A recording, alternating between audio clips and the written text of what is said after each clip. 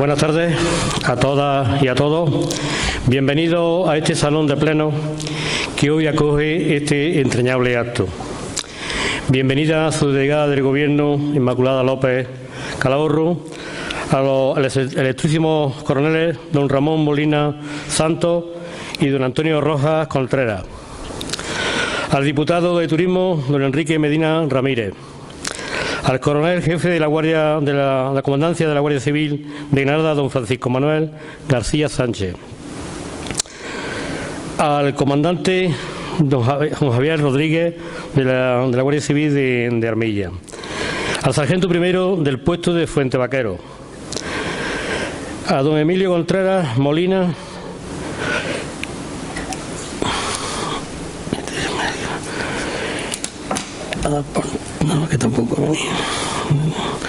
a la Corporación Municipal de Valderrubio, a todos los vecinos, amigos y familiares. Hoy nos encontramos aquí reunidos para el acto de la presentación del libro Daza Heroico, de Valderrubio y Guariben. En esta mesa me acompañan José Antonio García López, protagonista de hoy y autor del mismo, nuestro concejal de Cultura, Eduardo Ortiz Villén, y Alfonso Álvarez Gómez, coronel en la reserva, que a continuación nos hablará sobre la batalla de Anual durante la guerra de Rif,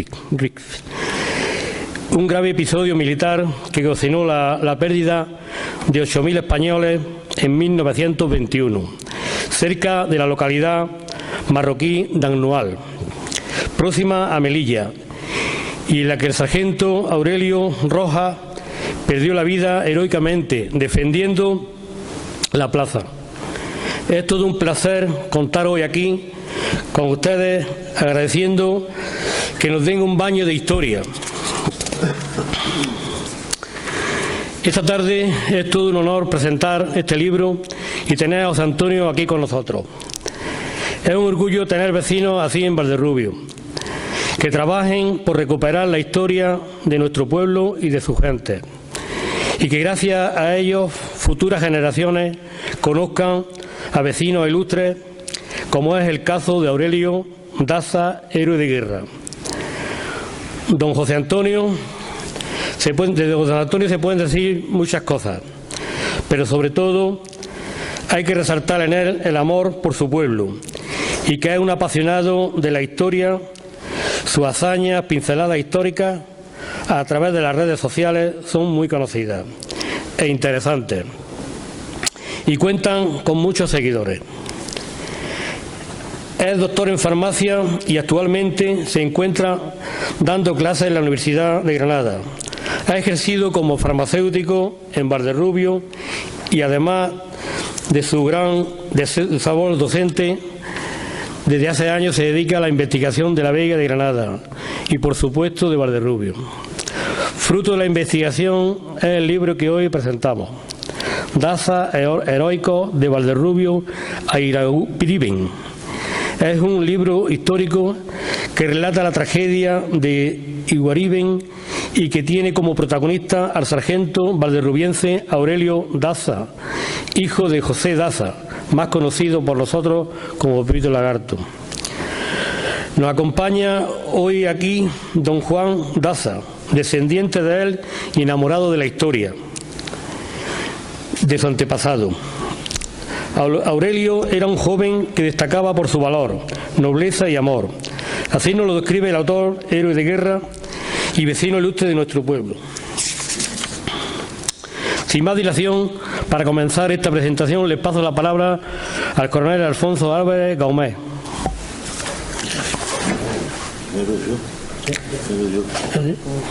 Bueno, pues, perdón, yo tenía entendido que era al revés. Tengo un protocolo, me habían dicho que era al revés, pero bueno, pues entonces tiene la palabra a José Antonio. Muy bien, muchísimas gracias, señor alcalde. Apreciado amigo Antonio, unas breves palabras para agradecerle su presencia aquí y a quienes nos estarán viendo por las redes sociales, autoridades militares, civiles, autoridades académicas, autoridades eclesiásticas, familiares de los protagonistas de esta noche, que es la familia Daza, queridos amigos y vecinos de Valderrubio, los que habéis venido de Pinospuente, de Granada, y por supuesto muchísimas gracias al coronel don Alfonso Álvarez por haber accedido a venir a Valderrubio a presentar este libro. Es un lujo contar con su presencia en este acto. Cada vez que tengo que hablar en Valderrubio experimento unas sensaciones extrañísimas, difíciles de describir, pero que se traducen en temblor de piernas, taquicardia y sudor frío. Así me ocurrió hace 2 años cuando vine a leer el pregón de las fiestas en el mes de septiembre. Yo creía que venía un pregón a una feria a divertirme y no lo pasé peor en mi vida. Cualquier forastero debe de tenerlo más fácil que yo. Y el día de hoy no se escapa que se presenten esas extrañas sensaciones, que por otra parte son contradictorias, de una parte de temor, pero también placenteras, de incertidumbre, pero también de reconocimiento, de consideración, con la particularidad en esta ocasión de que vengo a hablar de un vecino de Valderrubio, Aurelio Daza Rojas. Uno de Valderrubio viene a Valderrubio a hablar de otro de Valderrubio. No hay mayor odisea ni atrevimiento. Pero no vengo a hablar de un vecino cualquiera. Vengo a hablar de un vecino que ha pasado a la historia de España. En Valderrubio habrá vecinos que han pasado a la historia local, pero a la historia de España no conozco ninguno nada más que el sargento Aurelio Daza Rojas. Y digo que ha pasado a la historia de España porque fue protagonista de un acontecimiento histórico, la tragedia de Igueriben, preludio del desastre de Anual. Tragedia que ha pasado a la historia de España como en el siglo XVI pasaron a la historia los tercios de Flandes o el levantamiento de los comuneros de Castilla, o en el siglo XIX pasaron a la historia el 2 de mayo y los últimos de Filipinas. Hace ahora 100 años, en concreto el 7 de junio, fuerzas militares destacadas en el protectorado español en Marruecos conquistaron el cerro de Igueriben. Y allí quedó un destacamento, allí quedaron 300 y pico militares para custodiarlo, mal uniformados, mal alimentados, en un cerro rocoso donde no había posibilidad de obtener agua, expuestos al sol de África en el mes de junio y de julio, no tenían ni gorro, a defender la posición, con un enemigo perfectamente adiestrado y conocedor del terreno, atacando continuamente la posición. Tenían que permanecer en el parapeto de día y de noche porque el enemigo atacaba a cualquier hora del día. Hasta los heridos tenían que permanecer en el parapeto porque no llegaban refuerzos. Los víveres cada vez eran menores, la munición escaseaba, empezaban a producirse bajas, no podían enterrar a los muertos, no disponían de agua, los últimos días tuvieron que beber vinagre y hasta sus propios orines mezclados con azúcar. Y así resistieron 1 mes y medio, hasta que llegó el día 21 de julio, en que el último intento de que llegara un convoy para socorrer a Igueriben también fracasó. Llegó el momento del supremo heroísmo. Desde Anual, el general Silvestre dio la orden de que se entregaran al enemigo, a lo que el comandante Benítez, jefe de la posición, le contestó que los oficiales de Igueriben mueren, pero no se rinden. Ordenó entonces evacuar la posición, abandonar la posición, correr cada uno como pudiera a ver quién llegaba a Anual. Primero lo haría la tropa y después lo haría la oficialidad. 20 cartuchos por cabeza fue la última orden que recibió el sargento Daza, encargado de la munición. No había más munición, quedaban escasos 50 hombres. Aurelio Daza cumplió con precisión la orden y al frente de su sección se dispuso a abandonar la posición de Igueríben, fusil en mano y bayeta calada. Los españoles corrían, gritaban, acuchillaban, morían matando, y una bala traidora penetró en la sien de Aurelio, que quedó allí tendido al sol. Habían muerto más de 300 soldados. A Anual escasamente llegaron 10 soldados. Todos ellos pasaron a la historia de España como los héroes de Igueríben. Y uno de esos héroes era nuestro paisano Aurelio Daza Rojas. Pero no fue un héroe más. Fue un héroe que en medio de aquella situación trágica, donde por instinto natural lo lógico es estar pendiente de la supervivencia, él sacó a relucir las virtudes de la bondad y la caridad. Así lo dejó reflejado el teniente Casado en su diario, el único oficial superviviente de Igueríben. Pero la bondad y la caridad, entendida no como una virtud de los débiles, de los ingenuos, de los faltos de carácter, entendida como la máxima expresión de inteligencia, el ADN del corazón, la fuerza del altruismo. La bondad y caridad que Aurelio Daza practicó en Igueríben era la mayor prueba de grandeza, un símbolo de superioridad, el más difícil automandato. Fue Aurelio Daza un adelantado a su tiempo. Practicó la misma bondad y caridad que hoy día practican, salvando a las distancias, las fuerzas militares españolas destacadas en las misiones internacionales de paz. En su diario, el teniente Casado escribió: en Igueríben, una de las más sublimes virtudes, la caridad, le estuvo reservada al sargento Daza, un valiente en cuyo corazón vibraba el amor hacia el que sufre y la exacta abnegación del héroe. Él era el que, después de batirse con aquel temerario arrojo que eleva al grado más alto del heroísmo el ánimo de los hombres de su sección, acudía solícito al lado de los enfermos y de los heridos, prodigándoles toda clase de cuidado. Realizaba verdaderos milagros para llevar algún alivio a aquellos hermanos nuestros que veían en el sargento Daza el ángel bueno, el mensajero de la caridad, que el cielo, oyendo el ruego de tantas madres, había enviado a aquella mansión del dolor.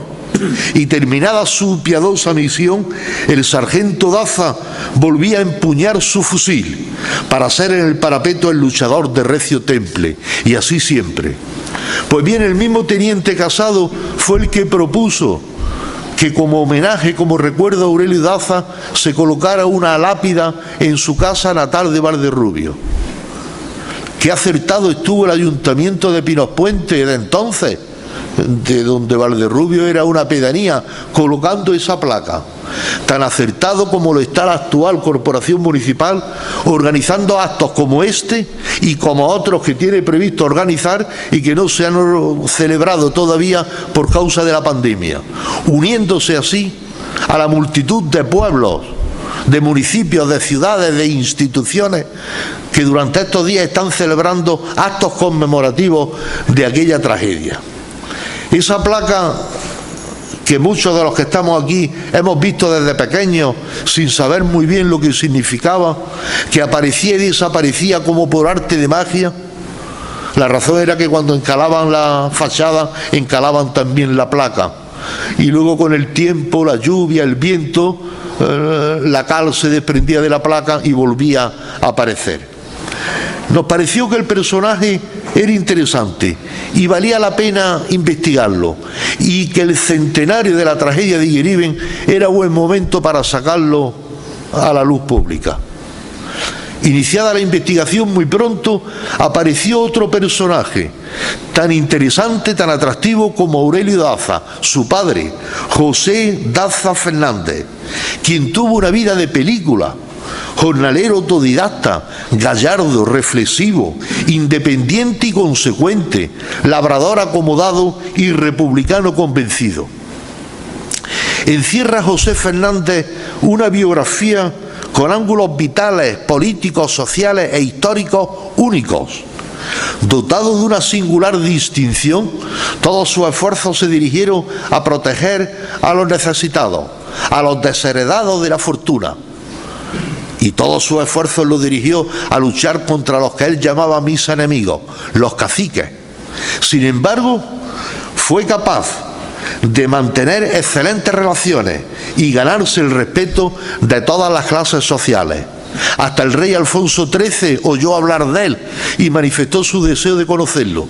Y así lo hizo en el apeadero de San Francisco en Loja, con motivo de una de las visitas que hizo el rey a Granada, invitado por el duque de San Pedro de Galatino para cazar en las fincas que tenía en La Hacha. José Daza fue alcalde pedáneo de Valderrubio y concejal del Ayuntamiento de Pinospuente en muchas ocasiones, hasta 1936. Pero su actividad política no se limitó al ámbito local, ni siquiera al ámbito provincial, sino que tuvo proyección nacional.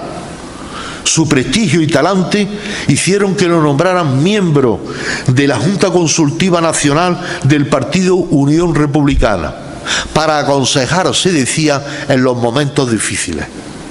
Entabló íntima amistad con todas las figuras políticas del momento: Fernando de los Ríos, Alejandro Lerroux, Alcalá Zamora, Eduardo Dato, etc. Ideológicamente, a lo largo de su extensa vida, fue evolucionando desde posturas más que radicales, los que lleváis en una mano el crucifijo y en otra el puñal, decía, hasta posturas más moderadas.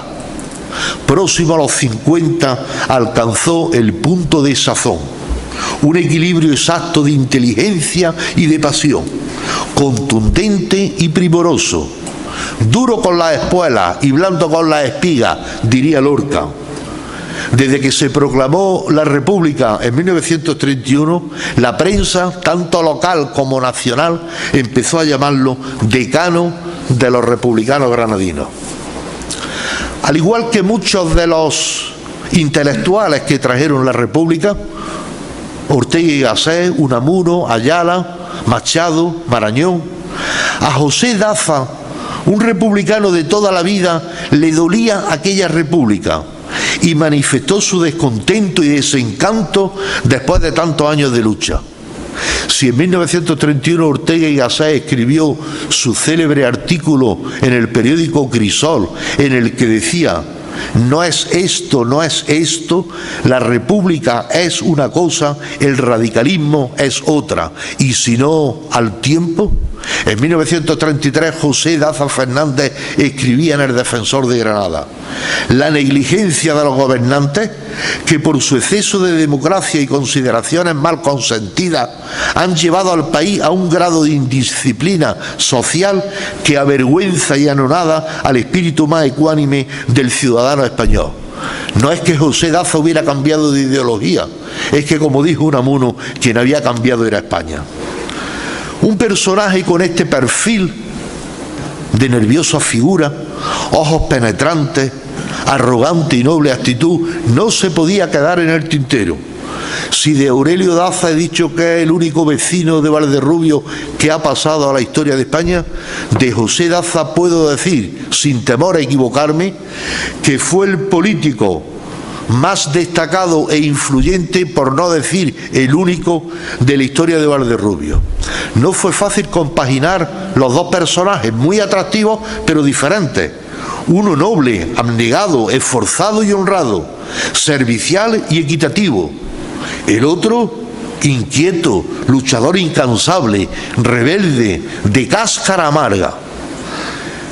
He consultado bibliotecas, hemerotecas, archivos civiles, parroquiales, militares, el de Melilla, Segovia, Madrid. En todo he recibido un trato exquisito. He entrevistado a familiares, a vecinos del pueblo, a los que tengo que manifestar mi gratitud. Sin ellos no hubiera sido posible este trabajo. Por lo tanto, se pueden considerar también coautores. El resultado ha sido este libro, que con más o menos acierto, pero no duden que con la mejor de las voluntades, intenta describir la vida y el proceder de estos dos personajes ante una realidad tan cruda como la guerra de Marruecos, presidida por la miseria y por el horror. Si alguna recompensa espero con este trabajo, no es otra que la de ver al pueblo de Valderrubio unido a esa ingente cantidad de pueblos y de ciudades que en estos días del mes de junio y de julio están homenajeando a su hijo heroico y están editando, publicando libros sobre los hechos ocurridos en aquella época. Valderrubio no podía quedarse sin libros. Y también espero y deseo que, si ustedes tienen a bien leer el libro, que sea de su agrado. Muchas gracias.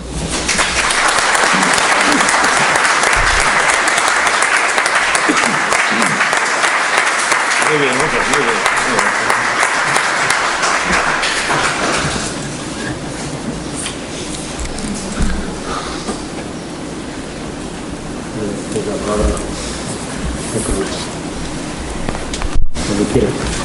Con tu permiso, alcalde. Buenas tardes, muchas gracias por su asistencia. Voy a intentar en 30 minutos informarles de cómo Aurelio Daza, el héroe de Valderrubio, partió de su pueblo y llegó hasta Higueriben. Para eso esta charla la he dividido en 5 apartados. Hablaremos primero de por qué España asume la responsabilidad de tener un protectorado sobre Marruecos. En segundo lugar, resumiré la actuación o los conflictos que tuvo España en Marruecos durante el siglo XIX y XX. Nos podríamos ir más atrás, pero creo que es suficiente. Hablaremos también de cuál era la situación de España en 1921. Veremos las operaciones que se hicieron en el protectorado y que dieron lugar al desastre de Anual, y luego por fin veremos cómo, tras el desastre de Anual, España echó toda la carne en el asador, recuperó el territorio perdido y venció en esa guerra, que terminó en 1927, a costa pues, de un gran esfuerzo y de la pérdida de muchos españoles, pero cumplió la misión que se le había asignado de mantener el protectorado.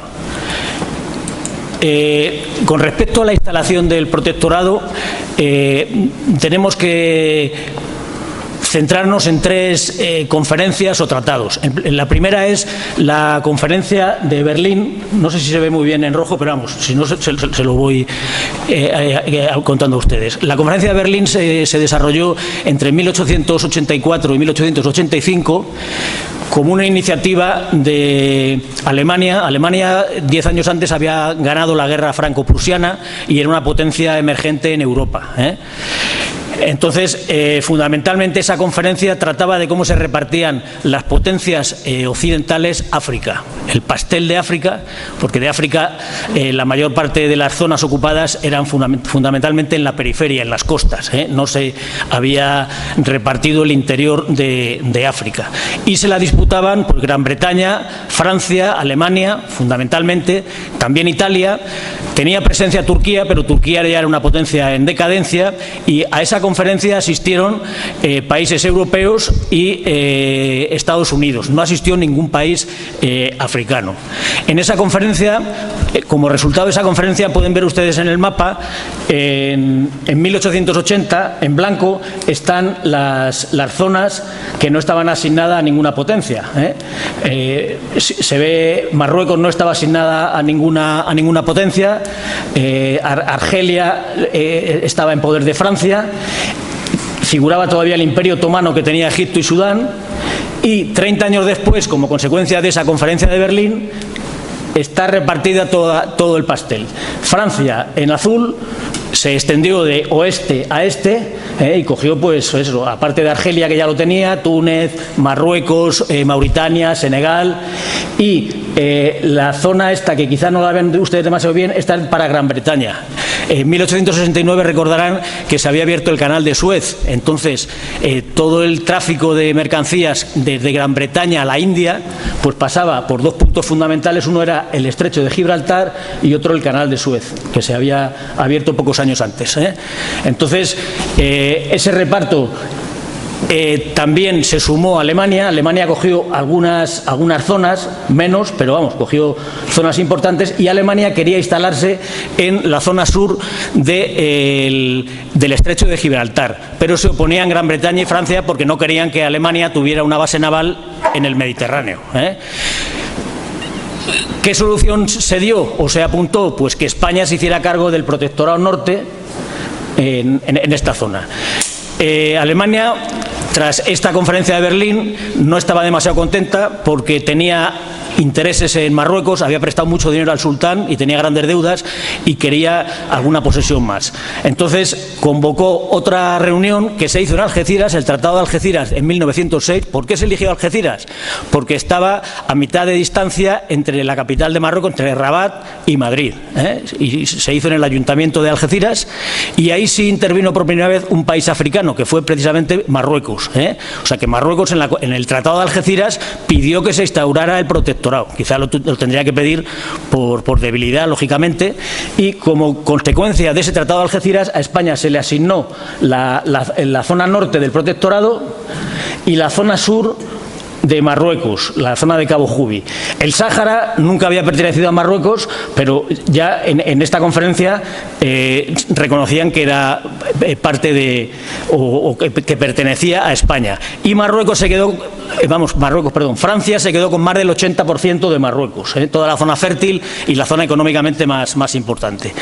Y el siguiente tratado fue ya en 1912. España no tenía, porque económicamente, tras la pérdida en 1898 de Cuba, Filipinas y Puerto Rico, pues España era una potencia en decadencia. España no tenía interés en meterse en el protectorado. Entonces Francia empujó a España para fijar ya los límites de ese protectorado, para que España asumiera su responsabilidad como consecuencia de esos tratados internacionales. Y entonces a España le asignaron una zona de más de 20.000 kilómetros cuadrados, que es la zona que viene aquí, unos 350 kilómetros de ancho y en profundidad unos 90 kilómetros, con unos 550.000 habitantes, sin carreteras, económicamente sin intereses. Únicamente había unas minas en las zonas del Rif, unas minas de plomo argentífero y de hierro, en las zonas próximas a Melilla, que explotaban una compañía española, la Compañía Española de Minas del Rif, en la que el conde de Romanones tenía intereses, y una compañía francesa. España no tenía un excesivo interés. Cuando España ocupa este protectorado, instala la alta comisaría en Tetuán, muy hacia el oeste, Tetuán, que era la ciudad más importante del protectorado, y lo divide pues en tres sectores: el de Ceuta, el de Larache y el de Melilla. ¿Qué es lo que había en el protectorado? ¿Quién estaba en el protectorado? Pues estaban las cabilas. La población fundamentalmente era bereber. ¿Quiénes eran los bereberes? Pues eran los que estaban antes de que llegaran la expansión del Islam. Cuando en el siglo VII llegó la expansión del Islam, los que vivían allí eran los bereberes, que es una raza distinta y que habla una lengua distinta a los árabes. Entonces, en las zonas orientales, fundamentalmente las zonas más orientales, los rifeños que hablan el tamazig, que es una lengua distinta, y hay solo dos zonas, la Yebala y el Lucus o Garb, que son árabes. ¿Cómo se agrupaban? Ahí ven ustedes una cantidad de divisiones enormes que son las cabilas. Las cabilas vienen a ser como tribus.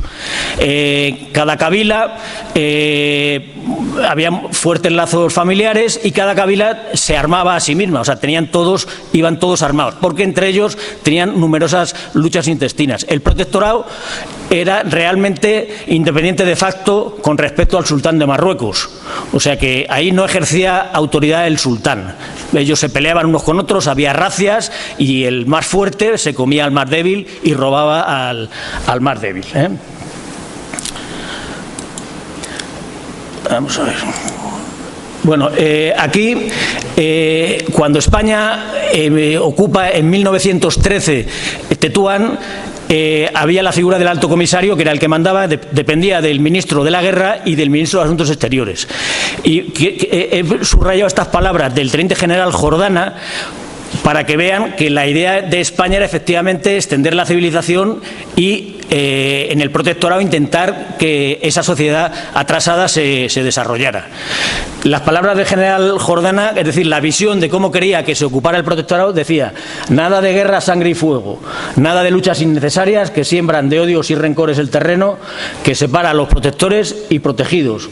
Solo las operaciones necesarias e indispensables para abrir paso al progreso y a la civilización, cuando no haya otro medio de conseguirlo. Y para ello la acción política intensa que anestesia. Después la operación quirúrgica limitadísima. Luego cicatrizar rápidamente la herida con la creación de escuelas, dispensarios, etc. El general Jordana estuvo 5 años como alto comisario. Había una figura paralela que era el jalifa. El jalifa era el representante del sultán. El general Jordana murió de un infarto mientras escribía una carta al ministro de la Guerra pidiendo pues más soldados, más armamento, vehículos y sobre todo más dinero pues para poder construir carreteras, para poder construir dispensarios, para mejorar la vida de los ciudadanos, vamos, de los del protectorado. Bueno, España había estado recientemente en varios conflictos en Marruecos. He seleccionado 4, hubo más, pero para que tengan ustedes una visión próxima. En la guerra de África en 1859-60 les sonará a ustedes el general O'Donnell, que era presidente del gobierno. Bueno, pues en la zona de Ceuta, con motivo de las obras de fortificación del sector exterior, la kabila próxima de Angera atacaron a los obreros que estaban trabajando allí. España pidió una satisfacción al sultán de Marruecos. El sultán de Marruecos dijo: mire, esas kabilas yo no las controlo. Y dijo: no, pero es responsabilidad suya. Total, que España en esa época, yo creo que por motivos políticos, declaró la guerra y fue una declaración formal de guerra. Esa guerra duró en 1859 al 60. Y España trasladó 45.000 soldados allí. Hubo 3 batallas fundamentales, pues la de los Castillejos, la de Barras y la de Tetuán, y se llegó a la paz de Barras, por la cual Marruecos se comprometía a indemnizar a España económicamente por los gastos causados por la guerra y a castigar a los culpables de haber atacado a la fortificación. Pocos años después, en la zona ya de Melilla, en 1893-94, se produjo lo que se llamó la Guerra de Margallo, en el que España tuvo que trasladar 25.000 soldados a Melilla para responder a la agresión de 6.000 cabileños armados que, con motivo también de la fortificación de la zona exterior de Melilla, habían hecho unas obras al lado del Moravito de un Santón y entonces atacaron. Y bueno, las pasaron canutas porque la guarnición de Melilla era de unos 6.000 hombres y hasta que no llegaron refuerzos de la península no pudieron solventar la situación. Llegaron a movilizar, porque declararon la Guerra Santa, hasta 18.000 guerreros en el Rif. Se llama de Margallo porque el comandante general, el general de división que mandaba el sector de Melilla, cuando fue a reforzar al frente de las tropas, y murió al frente de las tropas. En aquella época, pues bueno, en aquella época siempre los oficiales españoles iban al frente de sus tropas y por eso en muchos combates pues moría el general o el coronel o el teniente coronel que iba al frente de sus tropas. Otro conflicto próximo antes de 1921, en 1909, fue el famoso el Barranco del Lobo. Recordarán todos ustedes el Barranco del Lobo. El Barranco del Lobo era, con el descubrimiento de los minerales que podrían tener explotación económica, las compañías mineras hicieron un ferrocarril que partía de Melilla e iba hacia las minas. Entonces, los rifeños o las kabilas próximas atacaron a los obreros, a los españoles, mataron a varios y entonces la guarnición de Melilla salió a repeler esa agresión y luego a proteger la construcción de la vía. Durante el desplazamiento de tropas para proteger la vía, pues hubo combates muy fuertes como el del Barranco del Lobo. En el Barranco del Lobo murieron 150 españoles y hubo otros 400 y pico heridos, pero no fue un desastre, fue un combate muy duro contra 5 o 6.000 guerreros que llevaban armas como las nuestras, porque allí, procedentes del contrabando de armas, los fusiles que tenían los soldados españoles pues eran de similar calidad al que tenían los rifeños, ¿eh? O sea, esa imagen del rifeño que tenía una espingarda o armas, no, tenía unas armas igual que las que tenían los españoles. Y unos años después, en el 11 y en el 12, en la campaña del Quer, España vuelve a mandar otros 42.000 soldados para repeler, en este caso, habían a una comisión topográfica que estaba haciendo levantamientos de planos, porque en la zona del Rif no solo no había carreteras, es que no había ni cartografía, no había mapas. Pues atacaron con el Misián, que era el de la cabila más fuerte en ese momento, atacaron a los españoles y hubo que movilizar un ejército para contestar a eso. Aquí hay imágenes, pues eso, de la batalla de Tetuán, de la guerra de Margallo, la campaña del Quer. Aquí ven ustedes Melilla, aquí se ve la línea férrea que había, y el río Quer, quizá no les vea demasiado, es hasta aquí. O sea que se amplió la zona de Melilla, se amplió sensiblemente. Vamos a ver, ¿cómo era España en 1921? ¿Cuál era la situación política, económica, social y militar en 1921? Bueno, pues políticamente reinaba el rey Alfonso XIII, el presidente del gobierno era Manuel Allende Salazar y había un gran número de cambios de gobierno. O sea, ahora cuando hablamos, por ejemplo, de la crispación política y demás, pues en aquella época cambiaba de media un gobierno cada 8 meses. O sea que desde el año 1900 hasta 1921 habían cambiado 32 gobiernos. Pero es que desde que hubo la restauración, es decir, en el año 1874, que acabó la Primera República, hasta el 21, hubo 58 cambios de gobierno. O sea que es que había...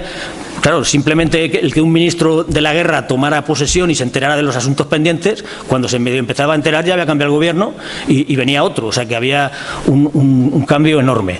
Ese mismo año, en 1921, el presidente del gobierno había sido asesinado en la Puerta de Alcalá, en la Plaza de la Independencia de Madrid, asesinado. Y en décadas anteriores habían sido asesinados otros 2 presidentes de gobierno, eran Canalejas y Cánovas del Castillo, o sea que, y cuando se casó el rey Alfonso XIII, recordarán el atentado que hubo después de la boda. O sea que era, eso os digo, cuando hablamos de crispación hay que relativizar, porque 100 años antes esto sí que era un carajal, hablando mal y pronto. Bueno, la situación económica, ¿cuál era? España era una economía fundamentalmente agraria, había muy poca industria concentrada, la textil en Cataluña y la del carbón y del acero en el País Vasco. España se había beneficiado durante la Primera Guerra Mundial de 1914 al 18 de su neutralidad. España fue neutral, con lo cual pudo exportar a todos los países que estaban en guerra, con lo cual se hicieron grandes fortunas en España. El problema gordo que hubo, que esas grandes fortunas no se repartieron, o sea, es decir, se enriquecieron unos pocos y sí, hubo subidas de los obreros en el sueldo, pero claro, no hubo una situación en la que se beneficiaran todos. ¿Por qué? Porque también hubo un problema de subida de precios. Hay que tener en cuenta que, claro, todos los productos agrícolas encontraban mercado en el exterior, con lo cual, claro, el que se quedaba aquí, pues le subían los precios porque le era más rentable al que tenía productos venderlos a lo mejor a Francia o a Alemania o a otros países que venderlos aquí. Entonces, claro, hubo una inflación y una subida de precios que, aunque sí disminuyó el paro, pero claro, la gente pues estaba con una situación pues difícil. Cuando acabó la guerra en el 18, pues todo eso que se exportaba, pues mal, o sea, con lo cual hubo una crisis. Y luego todavía estaba reciente, en 1898, la pérdida de Cuba, Filipinas, que dejaron, claro, de recibir España las remesas que se enviaban, y luego también mucha gente, cuando se declaró la independencia, volvió a España, con lo cual es otra situación más para que la economía fuera peor. Había crisis sociales. En 1917 hubo 3 crisis importantes, 1917 en España, que se sucedieron a la vez. Primero, se constituyeron las juntas de defensa.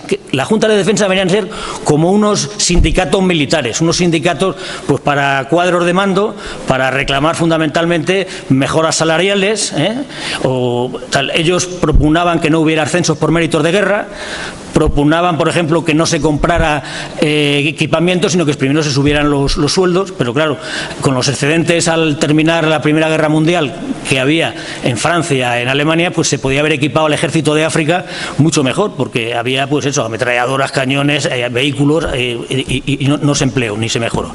Había también en Cataluña otra situación promovida por la Liga Regionalista y una asamblea de parlamentarios que propugnaba un cambio también de la Constitución, y luego en el 17 se produjeron huelgas generales revolucionarias convocadas por los sindicatos, fundamentalmente CNT y UGT. Se daba también el fenómeno del pistolerismo.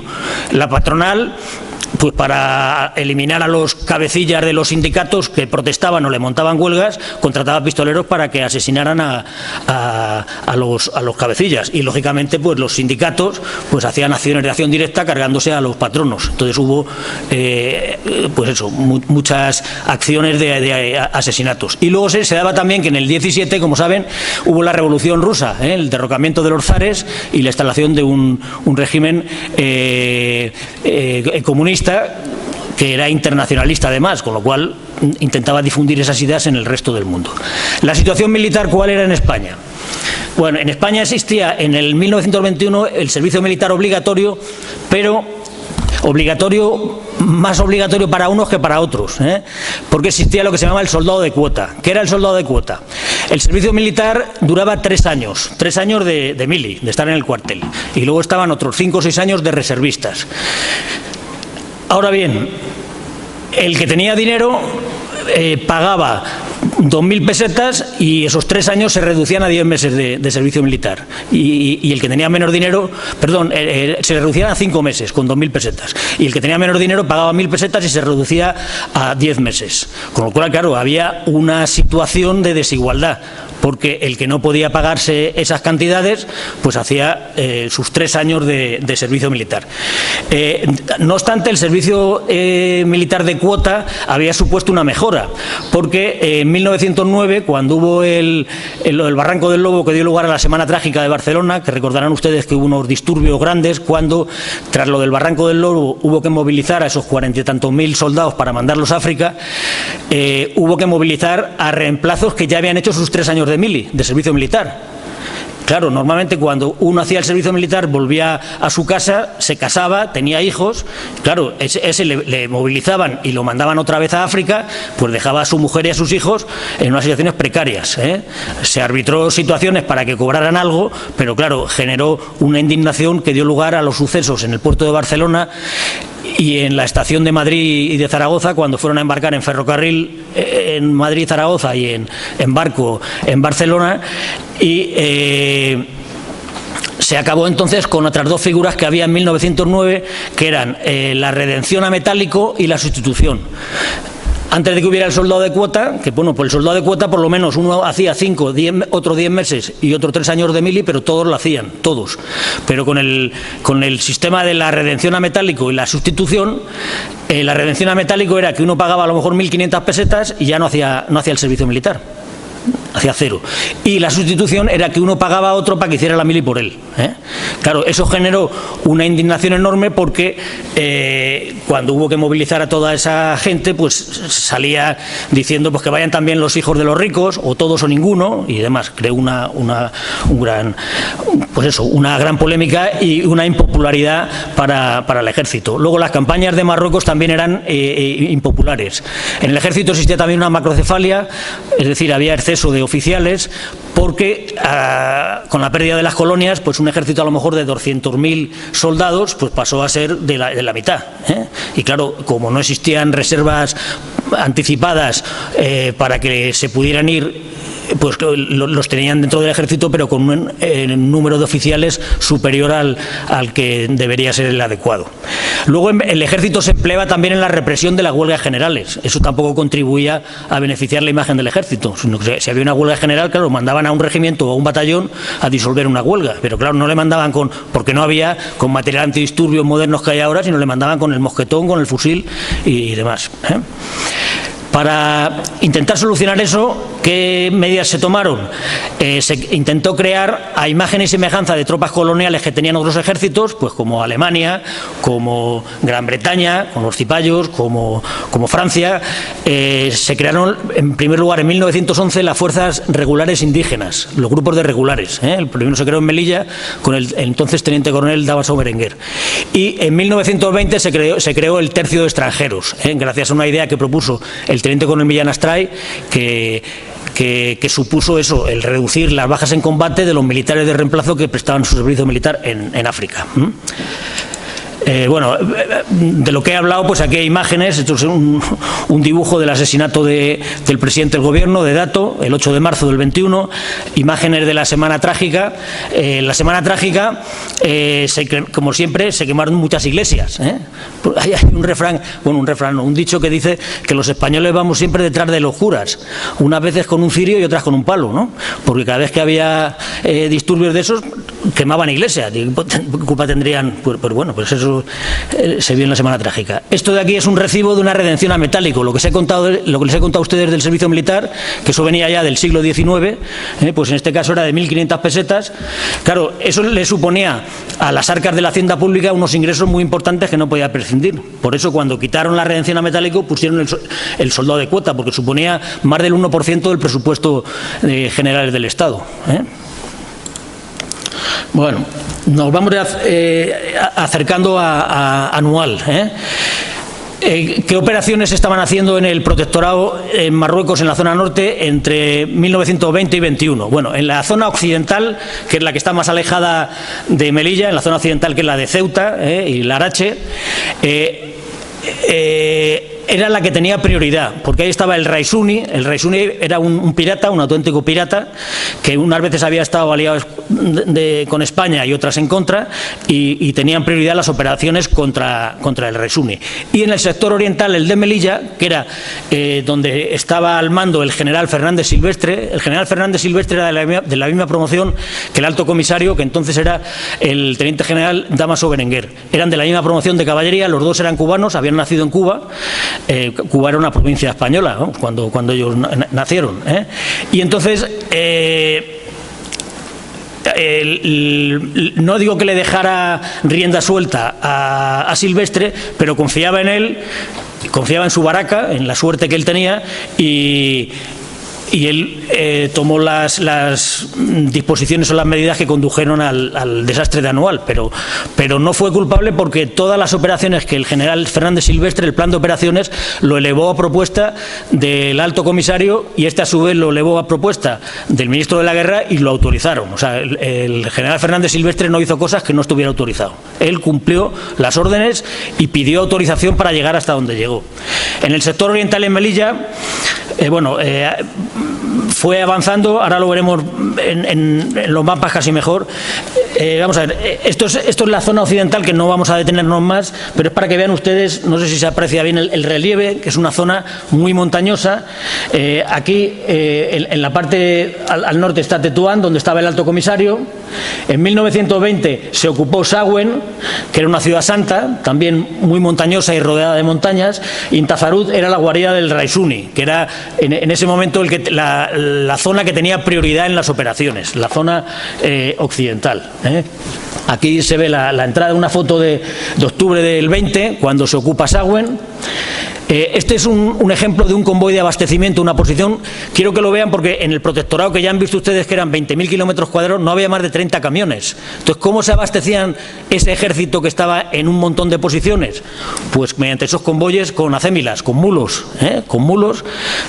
Y claro, eso constituía un objetivo fácil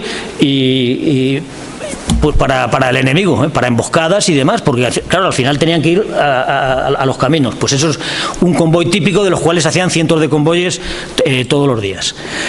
No sé si se aprecian bien, es el mapa ya del sector oriental. La situación en enero de 1920 estaban a la altura del río Quer. Bueno, pues desde enero del 20 hasta la zona de máximo avance, que fue el junio del 21, o sea, 18 meses, esto es lo que avanzó el general Silvestre hasta aquí. Anual está aquí, que pueden verlo ustedes, y luego el eje de progresión partía de Melilla, Nador, Celuán, Monte Arruit, Batel, Dardrius, Bentiep, Anual. Desde Anual a Melilla más o menos unos 120 kilómetros. Imagínense ustedes que tengan que ir andando desde aquí a Málaga, un poco más, a Torremolinos más o menos, como irse andando de aquí a Torremolinos. Esa es la distancia que tuvo que recorrer. Fue avanzando y todo el avance lo hizo sin apenas bajas, muy pocas, quizá alguna decena de muertos, pero muy pocas bajas tuvo. ¿Cómo era el avance? Primero utilizaban a la policía indígena. La policía indígena eran nativos de la zona al mando de oficiales españoles que conocían bien el terreno y entablaban negociaciones con los caídes. El caíd de cada cabila, antes no lo he dicho, el señor alcalde, el alcalde viene de alcaíd, que es el jefe. O sea, la cabila, el jefe de la cabila era el caíd, ¿no? Entonces entablaban negociaciones con el caíd y le ofrecían que si prestaba lealtad a España a través de un juramento, a través del comandante general, pues que España le apoyaría en alimentos, en dinero, en mejora de carreteras, dispensarios, y por eso se pudo ocupar un montón de posiciones, como todas las que vienen por aquí, sin luchar apenas. Lo que sí pedía el caíd era protección a los españoles. Entonces, ¿cómo le proporcionaban esa protección? Pues mediante todos esos puestos, los bloqueados que había diseminados, que no ofrecían mucha ventaja del punto de vista militar, pero desde el punto de vista civil sí le ofrecían protección. ¿Protección contra quién? Contra la cabila del de al lado. Porque si había una cabila insumisa y el otro era amigo de los españoles, pues era un traidor y, claro, los otros le atacaban. Entonces, le pedían protección a los españoles. Bueno. ¿Qué enemigo había en la zona de Melilla? En la zona de Melilla, la bahía de Alucemas, por aquí estaba la zona de los Beni Urriaguel, que eran los de Abd el-Krim, los de Abd el-Krim. Era la mar belicosa y que nunca había estado ocupada esa zona. Y su capital estaba en Asdir. Entonces, ¿cuándo se empezaron a preocupar los Beni Urriagueles? Pues cuando el avance llegó pues ya más o menos hasta a cruzar el río Amecrán, cuando cruzaron aquí el río Amecrán. Ahí es cuando empezaron a ver que era una amenaza y que los españoles podían llegar a ocupar. Aquí no sé si se aprecia demasiado bien, está puesto en naranja. Aquí había unos 11.000 guerreros.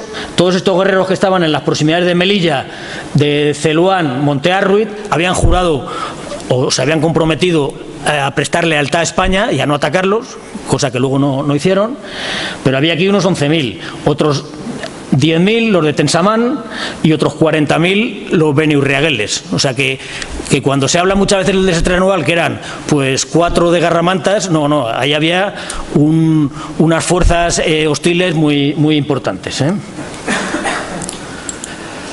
El máximo avance que realizó el general Silvestre es hasta la línea de Abarrán. Abarrán y Sidrín fue lo máximo que llegó a avanzar.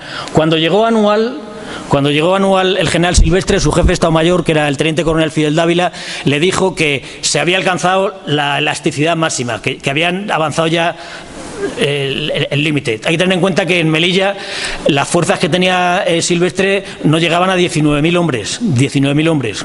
También había gente de permiso y gente de fuera, o sea que eran unas fuerzas escasas para la entidad del enemigo que había próximo. La primera posición que fue atacada fue el 1 de junio, Abarrán, el 1 de junio, a las 4 o 5 horas de haberse ocupado. Llegó una columna española de 1.500 hombres con el bloqueo, montaron la posición y cuando ya se retiraba el grueso de la fuerza y se quedaron unos 300 hombres al mando del capitán Salafranca, sufrieron el ataque de 4.000 rifeños y arrasaron con toda la posición. Esa victoria, ¿qué les dio? Aparte de elevar la moral de los rifeños, vieron que España no era invencible. Abd el-Krim ordenó que se pasearan las armas capturadas por todos los zocos para llamar a la guerra santa contra los españoles y pocos días después atacaron Sir Idris. Aquí. En Sir Idris entonces estaba al frente el comandante Benítez, que luego fue el comandante que mandó Igueriben. Pero ese segundo ataque lo rechazó. España lo rechazó y no pudieron. Desde Anual, en Anual, ahí habían concentrados unos 5.000 españoles aproximadamente. Tras la caída de Abarrán, el general Silvestre ordenó que se ocupara Igueriben, donde está nuestro héroe, Aurelio Daza, fue a Igueriben.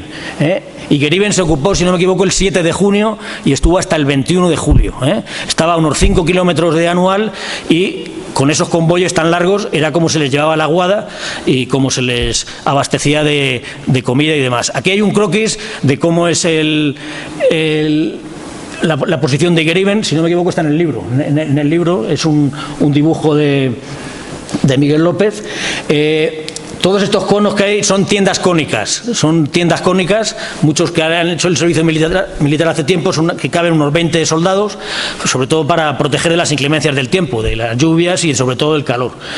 Luego hay un parapeto, el parapeto está hecho con sacos terreros y con piedras y luego una alambrada al alcance de una granada de mano, es decir, unos 25-30 metros fuera. El problema que tiene es que no tiene agua. Entonces la aguada, había un pozo seco próximo, pero la aguada estaba a más de 3 kilómetros, en un camino batido por el fuego por los rifeños. ¿Cuántos había en Igueriben? 354 soldados, como ha dicho antes el doctor, el autor del libro, 354 soldados. En Igueriben pudieron abastecerlos hasta el 17 de julio, con muchas bajas. Del 17 de julio al 21 intentaron entrar 3 convoyes, el último con una columna de casi 3.000 hombres y no pudieron llegar. Con lo cual, pues la situación era desesperada. Aquí una foto aérea de un bloqueo de esa época. No sé si es exactamente el de Igueriben, creo que no, pero vamos, es muy similar. Ven las tiendas cónicas, el parapeto y la alambrada. Y para que vean ustedes que no ha cambiado la historia demasiado, aquí hay una foto del Líbano, de la Blue Line. En el Líbano, y como saben ustedes, tenemos una brigada que separa a Israel del Líbano. Y eso es una posición defensiva. Ahora mismo, pues en el año 2008, casi 100 años después. O sea que no hay mucha diferencia. Únicamente que ya por lo menos tienen vehículos blindados, pero sigue siendo una posición blindada y como teníamos nosotros.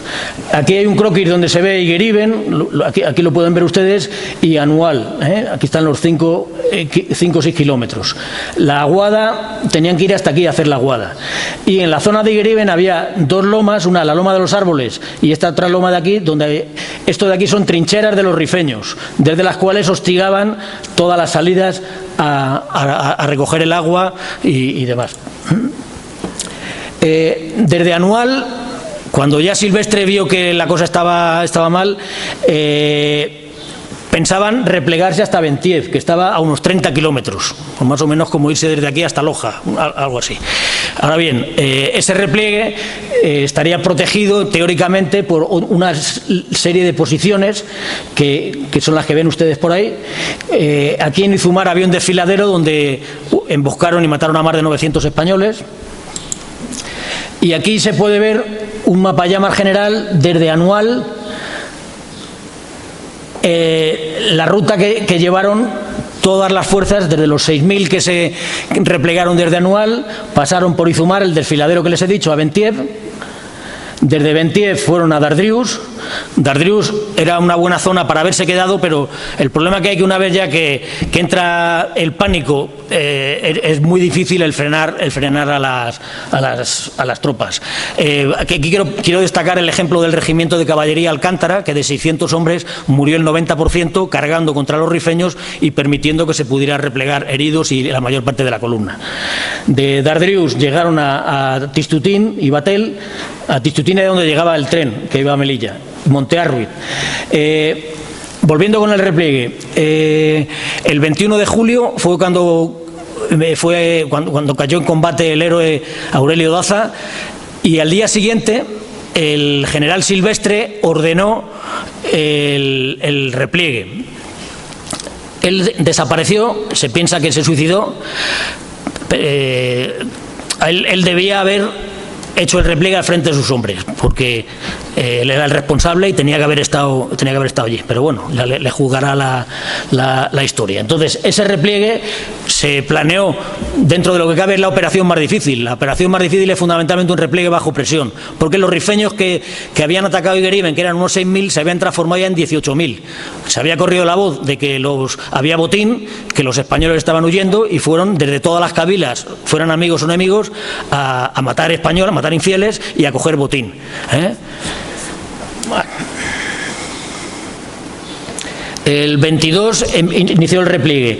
Llegaron el 29 de julio, una semana después les costó llegar desde Anual hasta Montearruiz.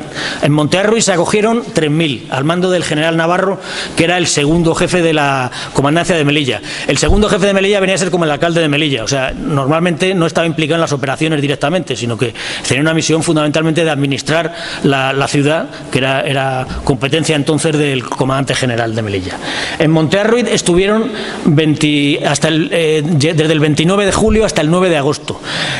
¿Cómo se comunicaban? Se comunicaban por heliógrafo y, lógicamente, desde Montearruiz pedían refuerzos, pero claro, es que en Melilla no quedaba nada. En Melilla no quedaba nada, porque Silvestre se había llevado todo a vanguardia y no tenía con qué reforzar. Desde la península se enviaron refuerzos, se volvieron a mandar pues casi otros 40.000 hombres y ahí... Luego lo contaré algo más adelante, pero vamos, la legión que se había creado el 20 de septiembre de 1920 recibió el 22 de julio la orden, estaba operando en la zona oeste, que hemos dicho, en la zona oeste, recibió la orden de dirigirse andando al puerto de Ceuta para embarcar para reforzar Melilla. Hicieron una marcha de 100 kilómetros en un día y fueron 2 banderas, la primera y segunda bandera, mandada por los comandantes Franco y Rodríguez Fontanés. Embarcaron en el vapor Ciudad de Cádiz con 2 tabores de regulares y un grupo de artillería y desembarcaron el 25 de julio en Melilla. Pero el 29, que habían llegado a Montearruiz, claro, estos no estaban en condiciones de ir porque su primera misión fue defender Melilla, porque es que las cabilas que había por aquí podían atacar Melilla y conquistar Melilla. Cuando he hablado de que se planeó con muchas deficiencias la retirada, no quiere decir que aquello fue dar el banderazo de salida y todo el mundo corriendo para Melilla. Se constituyó el agrupamiento táctico, lo que se llamaban antes columnas, con una vanguardia, con los heridos iban en medio, con flanqueos, grueso y retaguardia. El problema que hay es que, claro, contra 18.000 hubo también deserciones fundamentalmente de la policía indígena, que desertó y se dedicó también a disparar contra los españoles. Eso al final se convertía en desbandada. Llegaban a Bentiev y ahí intentaban reorganizarlo otra vez, pero vamos, que se intentaba el que fuera el repliegue. ¿Cuáles son las conclusiones del desastre de Anual? Las mías, que vamos, que las pongo aquí. Que hubo falta de voluntad política. ¿Por qué? Porque hay que, como eso me parece que lo decía Churchill, ¿no? Que no se puede estar un poco embarazado, ¿no? O estás en guerra o no estás en guerra, ¿no? Entonces, una situación de esas hay que emplear todos los recursos de la nación, porque si lo vas empleando poco a poco, al final nunca llegas. Entonces, hubo carencias de personal, de armamento y material y, sobre todo, impopularidad. No había voluntad de vencer en la sociedad. Era una guerra que nadie quiere oír hablar de ella porque realmente no le proporcionaba a España beneficios económicos. El despliegue era demasiado extenso para los efectivos con los que se contaba. Las cabilas eran de fidelidad dudosa. El repliegue no estaba previsto. De hecho, el repliegue empezó de día. Lógicamente, un repliegue cuando se abandona una posición hay que hacerlo de noche, y causando la mayor sorpresa al enemigo posible. Tropas a vanguardia, Melilla desguarnecida. Hubo temeridad en el general Fernández Silvestre y hubo negligencia en el general Berenguer, que era su jefe. O sea, el general Berenguer debería haberle parado los pies a Berenguer o no haber aprobado ese plan. Y luego otra cosa importante, porque cuando se habla del desastre siempre se dan cifras que hablan de 20.000 españoles, que no, hubo más o menos, no llegó a los 8.000 y unos 2.000 indígenas, porque hubo muchos indígenas que permanecieron fieles a España y combatieron hasta morir. Pero que más de la mitad de los muertos fueron cuando se rindieron. O sea que en Montearruiz, por ejemplo, los 3.000 asesinados fue tras el general Navarro haber pedido autorización al general Berenguer para rendirse, se la concedió, negoció con los jefes rifeños y les dijeron que sí, que entregaran las armas y que le iban a respetar la vida a los soldados. Y fue mentira, cuando entregaron las armas entraron y lo pasaron a cuchillo a todos. Únicamente se quedaron con el general Navarro y con unos cuantos oficiales por el rescate, por el botín. De hecho, estuvieron año y medio prisioneros, hubo unos 500 prisioneros, de los cuales sobrevivieron 300, y Horacio Echevarrieta, que era un industrial, que era antiguo conocido a Delcrín porque había hecho negocios con él, pagó 4 millones de pesetas por el rescate. Bueno, y ya en la última fase, la recuperación, o sea, porque claro, hasta aquí ha sido todo de gracias, pero bueno, que al final la guerra la ganamos, o sea que la pacificación, primero el tercio y los refuerzos a Melilla, el batallón de la Corona y otros batallones llegaron ya el 25 de julio. El Monte Gurugú se recuperó el 6 de octubre, Monte Arruid el 24. Y en 1922 ya se había llegado a Bentiev. Lo que pasa es que políticamente se ordenó que cesara el avance, porque se quería volver a intentar hacer la campaña política para que llegara la paz por medios civilizados, no militares. Claro, ¿eso qué le sirvió a Delcrín? Para incrementar su prestigio. Decía que los españoles pues que le tenían miedo, y entonces ese fue el principio del fin de Adelcrín, porque él constituyó la República del Rif, que estuvo pues hasta 1927, una república independiente, y atacó a la zona francesa, que hasta entonces no les había atacado. En 1923 el general Primo de Rivera instaura la dictadura.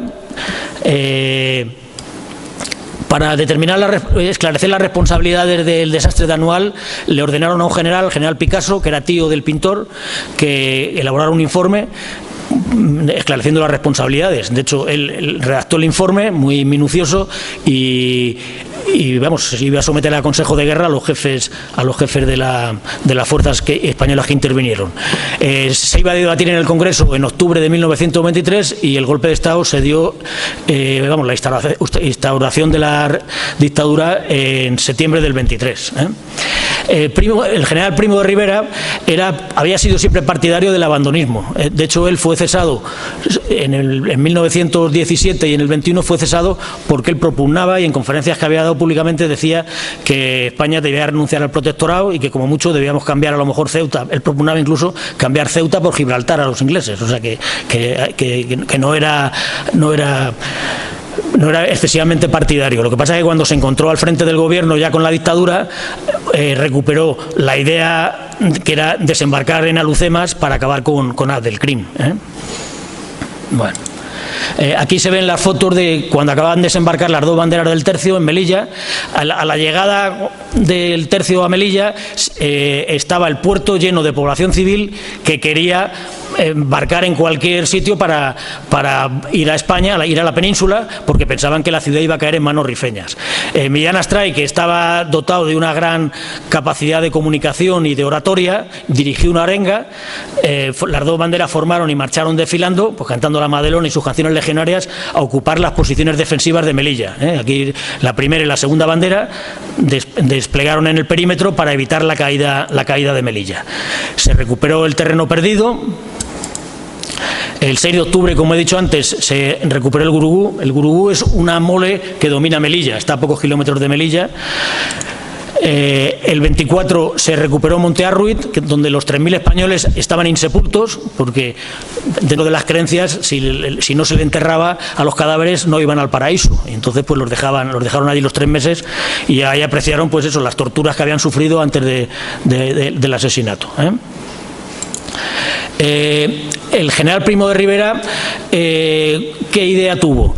Pues él lo que creía era que había que replegarse, decía que había demasiados puestos ocupados y que había que replegarse. Entonces ordenó hacer un repliegue a la línea Estella. Para ello, primero, en el verano de 1924 se reunió en Bentiev con el coronel Franco, que mandaba la legión entonces, y le dijo cuáles eran sus planes. Tuvieron una discusión porque, claro, los legionarios se habían dejado un montón de muertos y heridos para abandonar un terreno que luego poco después habría que recuperar. Pero fruto de esa discusión, el repliegue se produjo solo en la zona occidental. Si se acuerdan antes, aquí en la zona de Sauen, que se había ocupado en el 20, aquí está Tetuán, pues Sauen se abandonó. Entonces hubo que hacer un repliegue en Sauen a final de 1924 que costó 1.500 muertos, pero claro, fue un repliegue bajo presión, pero ya con tropas fogueadas y bien planeado. Únicamente se rompió la sorpresa porque, claro, el general Primo de Rivera fue diciendo a todo el mundo que él pensaba replegarse. Lógicamente el enemigo se enteraba también y le estuvieron esperando. Pero vamos, se replegó a la línea Estella. Abdelkrim, que se había envalentonado por esa victoria y porque España no se decidía militarmente a atacarlo, cometió un error. En abril de 1925 atacó a la zona francesa, en el Huarga, al sur, y causó otro desastre a los franceses. A los franceses les hizo 2.500 muertos y 4.000 heridos. Pero de eso no se habla casi nada. Siempre se habla del desastre anual, pero de los franceses no. Y entonces Francia, que había sido renuente a atacar, cesó al general Liatey, que era el que mandaba allí, envió al general Pétain y envió tropas. Y entonces ya acordaron en Madrid a colaborar con España para desembarcar en Alhucemas. El desembarco de Alhucemas se produjo el 8 de septiembre de 1925 y yo creo que no es suficientemente valorado por los españoles lo que supuso ese desembarco. Los que sean aficionados al cine, no sé si acordarán la película de Gallipoli. Gallipoli es una en la que sale Mel Gibson, ¿no? que es un australiano que va a combatir a Gallipoli. En 1915, durante la Primera Guerra Mundial, pues una escuadra anglo-francesa intentó entrar en Estambul por el estrecho de los Dardanelos y se opusieron los turcos, apoyados por los alemanes, y causaron una escabechina de ingleses, que de hecho el primero del almirantazgo era Churchill, que dimitió, y les causaron 250.000 bajas a los ingleses y otras 200.000 a los franceses.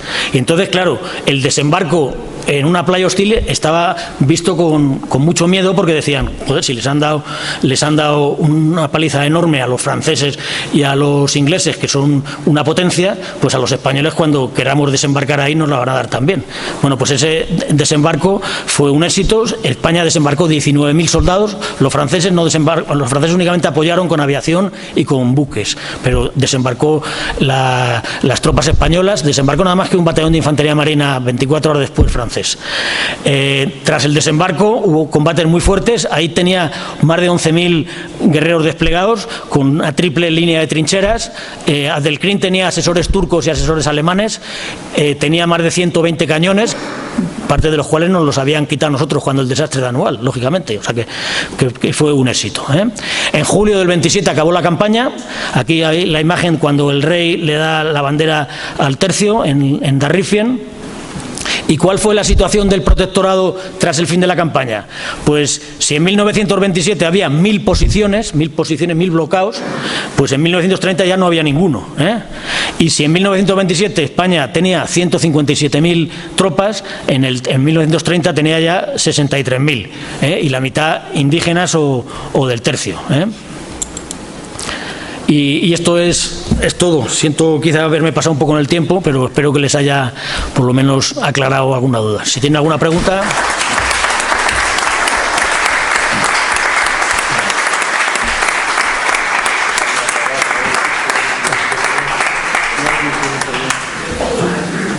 Si alguien quiere intervenir, que levante la mano y alguna pregunta, tanto al coronel como a Antonio. Si quiere pedir la palabra o hacerle alguna pregunta que le haya surgido. Yo quiero darle las gracias por la lección de historia que nos han dado, en cual los últimos participantes de ella, y en el nombre de nuestro vecino, y tanto el vecino como su padre, creo que conocemos un poco mejor y lo sentimos, por lo menos yo me siento mucho más orgulloso de conocer parte de la historia de nuestro pueblo. Si alguien quiere intervenir y preguntarle cualquier cosa, pues que lo diga. Y pues, muchas gracias a la familia, que hay algunos descendientes por aquí. Enhorabuena por la verdad, que es un acto, yo creo que muy entrañable, y que la gente de Valderrubio se sienta orgullosa de sus paisanos, de la labor que desempeñó en este acto. Pues muchas gracias. ¿Quiere intervenir? ¿Ha saludado? ¿Quiere intervenir, Juan? ¿Quiere intervenir? Ha saludado. Pues muchísimas gracias por venir y espero que les haya gustado. Y el libro, la verdad es que he leído, es muy interesante.